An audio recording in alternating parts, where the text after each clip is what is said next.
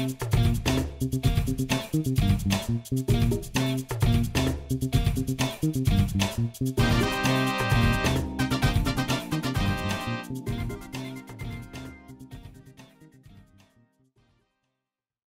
Rabiu, welcome to our studios. It's nice to have you with us today. So can we meet you, please? Thank you very much. It's a pleasure being here. Fellow Nigerians, brothers and sisters, wherever you are and however you listen, I thank you for this opportunity given to me to serve my country. It's actually a very important call that I had to answer. And I have seen and I have met thousands of you over the last couple of weeks expressing your, kind words and your hope and the energy, the vibrancy I have seen across different groups, creed, interest, religion, tribes on our ticket to be the president and the vice president of this Federal Republic. And have also seen in the nowadays social media people expressing a lot of kind words on Facebook, on Twitter and other platforms regarding this important issue that is here for us and for the country. What was growing up like for you as a young child? Very interesting question. I actually raised my two parents, my late father now I hate to say. Actually I grew up in a monogamous setting with 7 other siblings. My father was a theologian. He was a very incredible human being. It's still sad that I say that he's no more 2.5 years ago. So my first teacher happened to be my mother, because from her that I had the first verses of the Holy Quran being recited. Then went to primary school in the more formal settings, the Western education, and then go on to complete my secondary education in Jigawa State, and then BUK, the Bayero University Medical School, and caught up with me. After my graduation, then I started as a young doctor at a specialist hospital in Bauchi, where I worked, and then back to Kano also. There's a busy hospital called Murtala. I also worked there, and then went to Shore's hometown, interestingly, not knowing that I would caught up with him afterwards. So I did my National Youth Service in Akure, the capital of Ondo State, and then afterwards I couldn't stay not gainfully employed. Then I started residency training in public health, or what some people love to say, community medicine. And so I qualified, and then also feel like adding more to myself, and I sponsored myself to study in United Kingdom. So to come back and give the top quality, first class medical training, medical services for my country, Nigeria. So this is why I am, even after I qualified as a consultant in a big place, Minika Nutrition Hospital in Kano. And I went to my home state, Jigawa, to practice in a maybe semi-urban, you could say, but it's a very rural place in Brunonkuru. And that's where I find a lot of, reward for impacting positively into patients and doing a lot of community work, advocacy, and then teaching also. This is my father's my late father's profession, to teach. The Nigerian Dream, what does it mean to you, the Nigerian Dream? Well, this country is a very amazing country. It's a country of 180 to 200 million people with lots of resources, human, material resources. We are really endowed by our Creator, and for so long we've been let down in many ways by toxic policies being undertaken by our political elites. And I happen to be one of the children of Nigeria that suffered a great deal of lack of democracy due to the military dictatorship in the 80s and the 90s.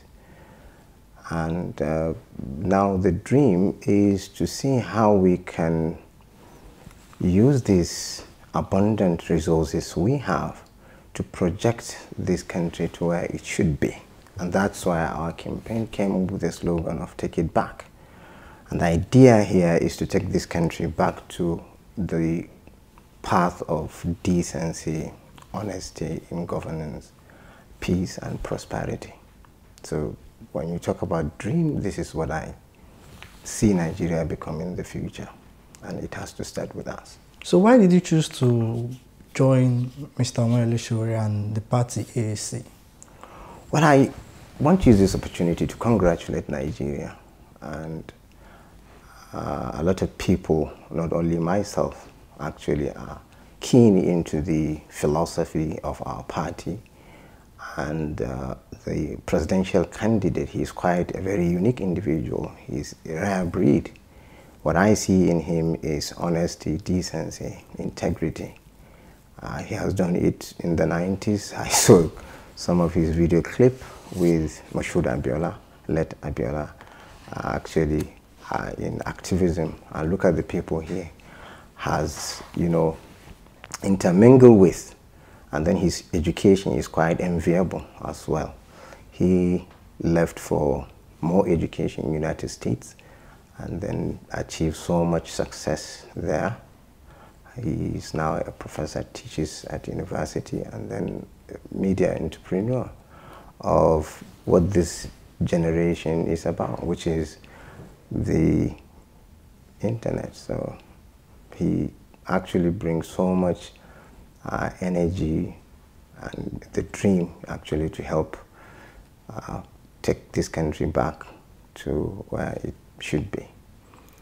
How would your party work together towards achieving the common good for the Nigerian people? Well, at the moment you realize that there's, to say one can spend hours, maybe certainly even days actually discussing the problem in this country.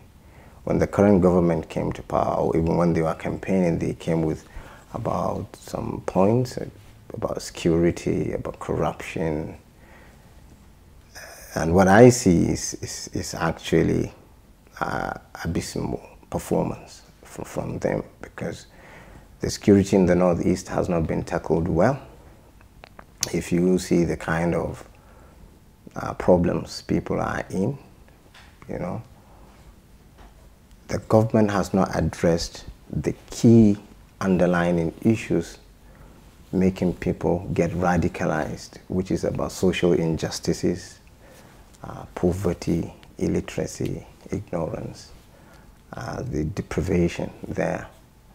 So this is actually a call for all of us, not only ANC, but ANC as a party came up with a lot of initiative, a lot of brilliant ideas to solve these kind of problems. That's why we have something we acronym as Spice and Heat, which is about the security we're talking about, which is about power, electricity. For us to really develop, we need lots of electricity in this country. We need energy, and we need to diversify from solar, nuclear, and so on. We need to have infrastructure. I always laugh when I see these government build roads and think that's where infrastructure ends. I'm sure recently you've seen images and footage of farms in many parts of the country, both middle belt and down to the northern part of the country, inundated in waters because of floods. These are lack of dams, lack of actually redredging of our rivers actually, so that we can make use of the water for irrigation and some other things. And then we also need infrastructure in education, transportation. So this is what our party is going to tackle. We also need to have a very robust economy that can meet the challenges of the globalization we see. We need health. This is where I work for most of my adult life. I've been working on corridors of our hospital. The situation of healthcare in this country is nowhere near good. And to even worsen the matter, some of our best trained minds are always on their way outside the shores of this country to practice their skills. So we have not been able to retain them We have not been able actually to even train more. So diseases are actually happy, and you can name them. I know tuberculosis is one. Nigeria is the capital of cholera, of typhoid fever, and some HIV. So our government is going to put a lot of initiatives in place to tackle all these issues head on. So let's talk about the security situation in the country now. We see that Boko Haram is out there, the Shiites. If you were the vice president and when you get there, how would you have handled the situation, especially that of the Shiites? The Shiites? Yeah. Wow, Shiites. it's a very interesting. Each time I read about the Middle East and the Arab-Israeli conflict and so on, I say, may we not have the Baghdad we see, and the Mosul and stuff like that. These sectarian issues, I think, are part of our history, and I'm a Muslim, so I know firsthand that when you read the historical perspectives of all this, you know that they've been there for a very long time. But until recently, even in those hot places, these people live in certain peace. But those ideas that are really evil, that are really venomous and poisonous, were imported into this land. You and I will know that in the 80s and 90s, there isn't this spate of violence and killing just because one is Shia or Sunni, and so on. So, to me, there is an opportunity here to inject a lot of fairness, justice into the system, so as to have, you know, people practice what they believe in, what they actually feel is the right methodology for themselves, without breaking the laws of the land, without killing anybody, without insulting anybody. This is a country where we have other religions. Christianity, it's also a great religion we have in this country. And, you know, when you practice justice across every strand of understanding, you go a long way actually calling this. I've seen the heavy-handedness being done at times, and I have seen also the violence and the problems these groups could also cause. So, like I said, it brings a lot of insecurity into the land. So, we have to address the issue of security. There is no point allowing people to commit carnage and then go scot-free. They must be, you know, bring to the process of legal process. So are you saying the Shiites are the one at fault, or?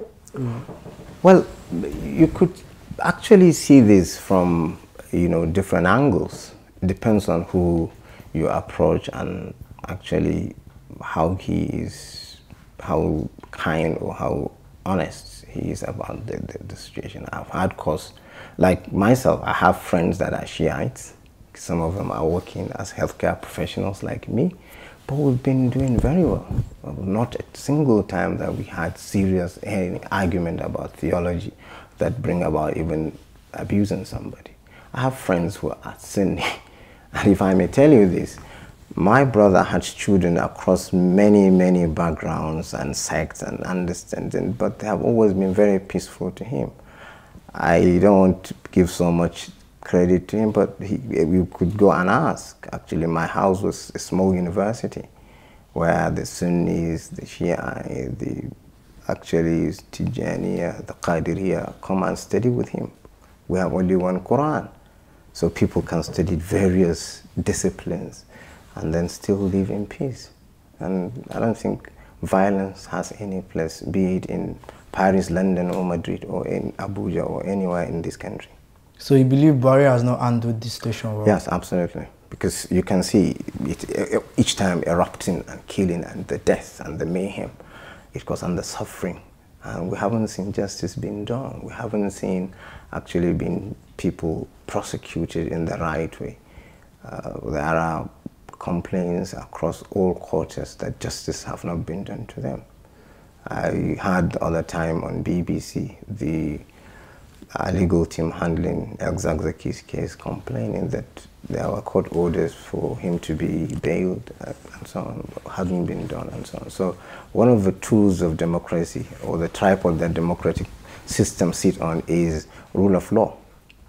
And if there's no rule of law, actually we'll be in jungles. A few days ago, I was at the Quranic recitation competition in my state, and I have seen a lot of, children reciting the Holy Quran from their heart in the most melodious of voice. But when I go on to think and ask of their background, I realize actually they have decent shelter. They have teachers who train, some even in the best of Quranic sciences. They have food to eat. They have cloth as uniforms and so on. But the near 20 million children we see as Al-Majri on our streets, they are ragtag, they are hungry, they are actually being abused, sometimes emotionally, physically, and even sexually. Some of our dignities have been violated by adults and so on. And this is not how Quranic studies should be given in all sense. There are over 6,000 verses in the Holy Quran. You can't actually cram all these and make use of them, and the understanding by being hungry, by being poor, by being lack of no shelter or no teacher actually to walk you through these 114 chapters of the Holy Quran. So definitely it is in the interest of this country to handle this crisis, actually to give them better education. Nigerian media space is so preoccupied with APC, PDP. How do you hope to break that jinx? Yeah, I must thank the trust and the love and the hope being expressed by Nigeria. You realize, I was checking recently about the demographic structure of this country. Nigeria has a very large adults, meaning the youth actually. And the two parties have been populated. You could even say PDP, APC are one thing, because they keep, decamping is the culture. When you're uncomfortable with your personal interest and the greed and so on, then you switch the next day. And once perhaps things aren't good there either, you also come back. And this is, to me, these two parties actually need not to be there in the first place, because we are tired of them. We have suffered enormously from their malpractices. So what this party intends to achieve is to harness people, both old and young, male, female, the villagers like me, and the people, urban elites like some of you, to really pull together strength to vote the current government out of office come 2019. And that is what we intend to do. We are going to mobilize across places, in the villages, in farms, in places of worship, on university campuses, in marketplaces, to see that people are brought on board so that we have the largest, actually group to go out with their weapon, which is PVC, to weed this actually malaise and the problems this country is suffering from. Well, why do you think education has not really succeeded in the North? What are your thoughts on that? Well, I'm a very lucky person. My father tried it in the 1940s. He was one of the Al-Majris, and then went as far as Maiduguri, and then wanted to cross to Chad for Hajj by road, but he lost a guide and he had to retract and come back. But since then, he set his mind on giving us the best education possible. He once told me that, I wish, Rabiu, I could be turned to a slave so that I could sell myself and give you money to go and educate yourself. And that's what he had, achieved. I think I'm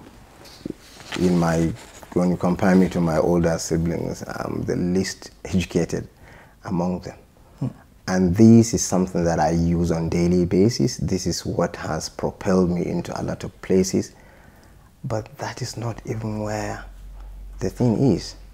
I want to see these privileges being spread across all children across the country, both east, west, north, south. So I agree, it's a fact that some part of the northern Nigeria is struggling with issues of illiteracy, ignorance. And then it is one of the key issues we mentioned. You haven't allowed me to talk about the heat part of it, which is about health, education, agriculture, and tourism. So we are going to be a very bold, this country is going to receive actually the best touch in terms of education. If you now go to our campuses, which is the highest level you could say, that there is a kind of bilingual in between the university, what they are able to produce in terms of research, and the real society and the government. We are going to break such barriers. We are going to use the most standard form of primary, secondary, and tertiary education policy across all the geopolitical zones in this country. And I understand that there is so much immediate need to prop up some of the issues you highlighted in the north, and that is not also going to be left, unchecked. We are going to give a boost to the systems there so that people pick up, right? And I understand that, this is what the 21st century is about. It's about skills. So we're going to create a kind of Silicon Valley in all the 6 geopolitical zones that we can export talent, to other countries. And then we can actually be self-sufficient in terms of the skill we need in our young men and women. We hear about corruption. It's more or less like Nigeria's trademark now. Yes. So how do you intend to rid the country of corruption? Well, you see, years now, each time reports actually come, they come with this Nigeria, topping or in some of the most corrupt countries in the world. I remember a statement that was carried by the media, the former British Prime Minister, calling us one of the most fantastically corrupt country. And this is a kind of label and shame Nigerians carry wherever we go. And I don't want my generation actually to go on carrying such for our kids.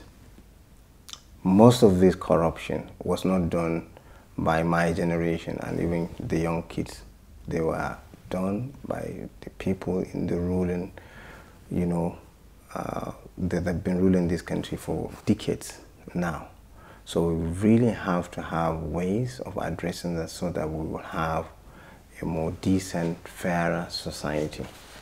Recently, we found that corruption in itself is the crime, but the thinking behind it, actually, it's even more insane. Where you turn left, right, that you hardly think of even people that are not corrupt, because it's in every part of Nigeria's strata and system and subsystem. So I said everybody in Nigeria is corrupt? No, I'm not saying that. What I'm trying to say is, like, there's even the belief in some of us that Nigerians that everybody is corrupt, that you have to have a price, everybody can be, and so on. But that's not it. There are still lots of having a price. Does that mean someone is corrupt? No, that's not what I'm saying. What I'm saying is that it's the thinking that everybody can at some point in time be corrupt. This is the nature, this is the depth, this is the kind of, the problem in itself. So it's not like few people do it and so on, but it has permeated that people still put it inside their back, at the back of their mind, that they would have to be corrupt at some point. So we are going to really reorient the thinking of Nigerians that it's an evil, it's a cancer, we have to get rid of it so that everybody can be brought on board. Do you get that? Because people think corruption is only changing hands in the offices of government and dollars and so on. But corruption is on our campuses, when you trade sex for marks, when you do this in the banking sector, when you do this everywhere. So we are going to put in place mechanisms actually to have a more transparent approach to governance and how we deal with our public lives, so that everybody is being watched. And to even think that, okay, we are going to have a system whereby we will punish corrupt people. No, that's not what we are. We are to prevent it from even taking place in the first place. And if or when it happens, we are not going to leave it, you know, looking at it just because he is a cousin or a brother or we are related in some. No. We are going to bring people to bear the consequences, because it has brought this country to its knees. It has damaged our reputation, our image globally. And as a vice president, we are going to rally day in, day out to see that corruption has no place in our system. What's your take on the Nigerian entertainment industry? Nigeria is a big factor in entertainment world, I would say, you know, across the globe. When you meet a Ugandan or a Kenyan, sometimes the first question he asks is not who is the president of your country, but they ask you about one actor or actress in the Nollywood movie or something else.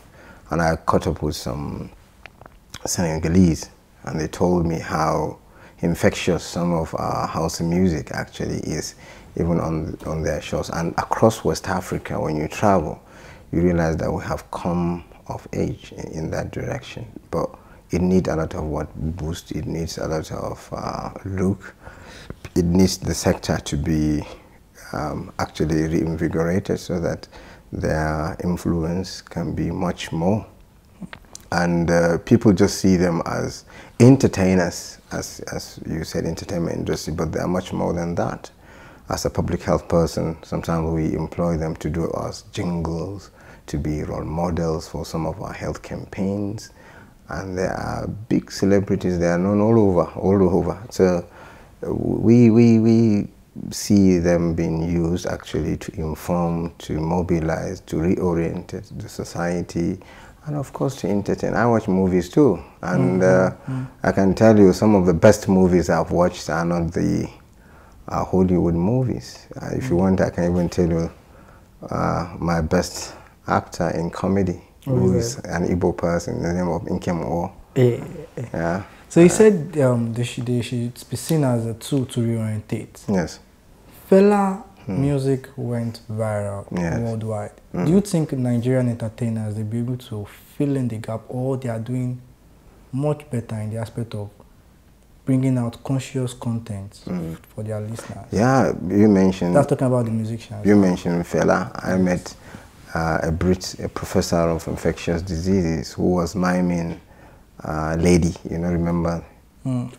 She goes, "Hey, be a lady," the song by Fela, and I was surprised. My mouth was open, hanging, and why did you know? He said, but you know, he used to come here and perform, and we used to love him, and so on. Look at how, you know, he came from the illustrious Kuti family. At a point, a minister, the father of our primary health care, Odikoyi, Ransom Kuti. I met an emeritus professor who was mentored by Odikoyi, Beko, gynecologist as well, and then Fela in between them became an entertainer. And look at how his impact is still being felt.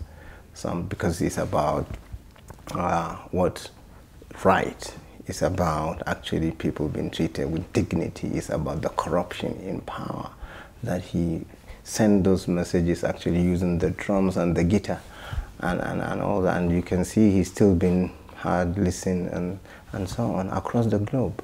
And he brought, you know, the ingenuity in his voice and the musical instrument that till today he's been a force to reckon with in the music industry. Yeah, so I think it's good that such a fella existed in this country. So what are your plans for the industry as a whole? Well, you see that, I grew up in the very time when a lot of mobilization regards to education, access to immunization and immunization services was the in thing. So there was this cinema at night called in Hausa Majigi, when people would gather in front of the traditional heads and being played and so on and so forth. And that tells you, it underpins the power that the media had even then. And now you have better cameras, camera angles, you have better script writers, you have better, stories to tell in terms of the difficulties that this country is facing. So we're going to really redirect their focus actually to entertain, to educate, using all these resources. And of course we've got to regulate them, and they are a source of big revenue actually. So all these will be handled.